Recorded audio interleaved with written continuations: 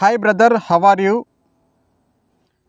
ఈ వీడియోలో నేను మీకు ఏంటంటే మనం ఏసీ వినియోగంలో కరెంటు బిల్లుని ఎలా ఆదా చేసుకోవాలి, కరెంటు బిల్లుని ఎలా తగ్గించుకోవాలో కొన్ని పాయింట్స్ అయితే నేను ఈ వీడియోలో మీకు ఎక్స్ప్లెయిన్ చేయడం జరుగుతుంది. కనుక ఈ వీడియోని స్కిప్ చేయకుండా చివరి వరకు చూడండి. అలాగే ఈ వీడియోకి ఒక లైక్ చేయండి. అలాగే ఇటువంటి టెక్నికల్ ఇన్ఫర్మేషన్ కోసం మన ఛానల్ని సబ్స్క్రైబ్ చేసి సపోర్ట్ చేస్తారని మనవి. ఇక మనం లేట్ చేయకుండా టాపిక్లోకి అయితే వెళ్ళిపోదాం.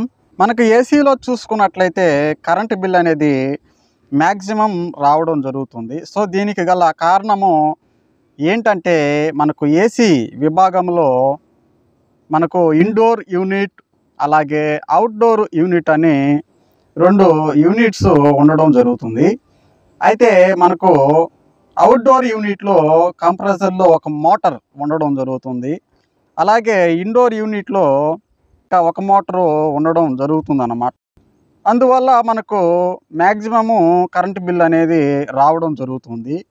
అయితే మనం చేసేటటువంటి కొన్ని మిస్టేక్స్ వల్ల డబుల్ కరెంటు బిల్లు వచ్చేటటువంటి అవకాశాలు అయితే ఉండడం జరుగుతుంది.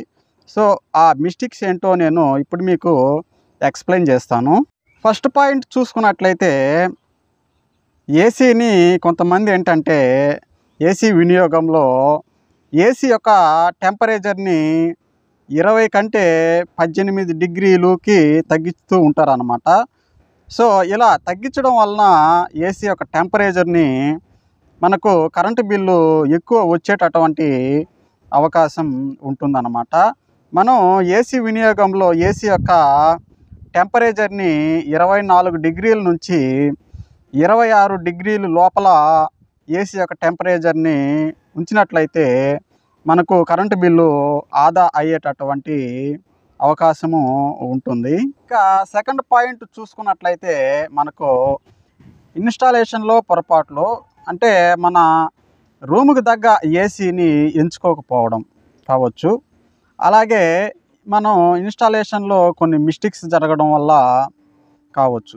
మనకు మన రూముకి తగ్గ ఏసీ అంటే 120 నుంచి 140 చదరపు అడుగుల విస్తీర్ణంలో రూము ఉన్నట్లయితే 1 టన్ను ఏసీ అయితే సరిపోతుంది. అలాగే 150 నుంచి 180 చదరపు అడుగుల విస్తీర్ణంలో ఉన్నటువంటి రూమ్కి అయితే 1.5 టన్ను ఏసీ అయితే సరిపోతుంది.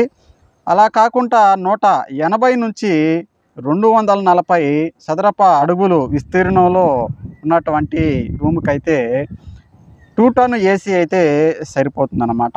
ఇక మూడో పాయింట్ చూసుకున్నట్లయితే మనకు అవుట్డోర్ యూనిట్లో ఇన్స్టాలేషన్లో పొరపాట్లు. అయితే ఈ ఇన్స్టాలేషన్లో మనకు ఏంటంటే ఈ అవుట్డోర్ యూనిట్ అనేది ఎండలో ఇన్స్టాల్ చేస్తూ ఉంటారు అన్నమాట. సో ఈ అవుట్డోర్ యూనిట్ ఏంటంటే మనకు హీట్ని తొలగిస్తూ ఉంటుంది. అంటే మన రూములో ఉన్నటువంటి హీట్ని తొలగించేది అవుట్డోర్ యూనిట్. దీన్ని తీసుకెళ్ళేసి ఎండలో పెడితే ఆ ఎండకి ఆ హీట్కి ఈ హీట్కి డబుల్ హీట్ అయ్యి మోటార్కి ఓవర్లోడ్ అనేది పడుతుందన్నమాట. దీనివల్ల మనకు పవర్ అనేది ఎక్కువ కన్జ్యూమ్ అవ్వడం జరుగుతుంది. ఇక నాలుగో పాయింట్ చూసుకున్నట్లయితే మనం ఏ రూమ్కి అయితే ఏసీ వాడతామో ఆ రూములో కొంతమంది ఏంటంటే మనకు చూసుకున్నట్లయితే ఫ్రిడ్జ్లు కానీ ఎల్ఈడి టీవీలు కానీ ఇంకేమన్నా కూడా పెద్ద ఎలక్ట్రానిక్స్ డివైజెస్ వాడినట్లయితే అవి మనకు ఏంటంటే హీట్ని ప్రొడ్యూస్ చేస్తాయి ఎక్కువగా. ఈ హీట్ వల్ల కూడా మనకు ఏసీ యొక్క పవర్ అనేది ఎక్కువ రావడం జరుగుతుంది అన్నమాట వినియోగంలో.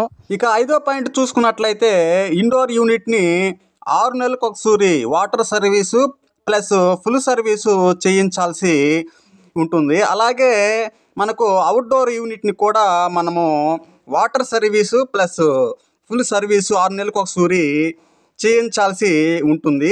అప్పుడైతేనే మనకు కరెంటు బిల్ అనేది సేవ్ అవుతుందన్నమాట. సో ఇది ఫ్రెండ్స్ ఈ వీడియోలో నేను చెప్పదలుచుకున్నటువంటి కొన్ని పాయింట్స్.